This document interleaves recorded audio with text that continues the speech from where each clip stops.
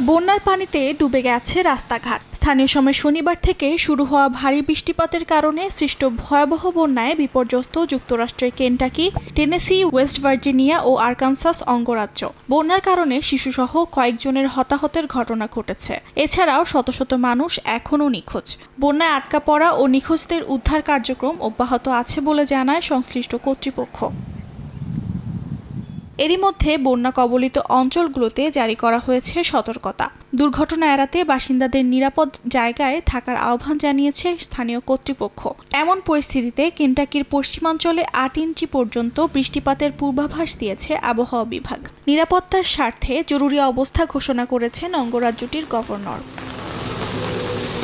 Kentucky ও Tennessee অঙ্গরাজ্যে প্রবল বাতাসের পাশাপাশি তুষারপাতের সম্ভাবনা রয়েছে বলে জানায় আবহাওয়া কর্তৃপক্ষ।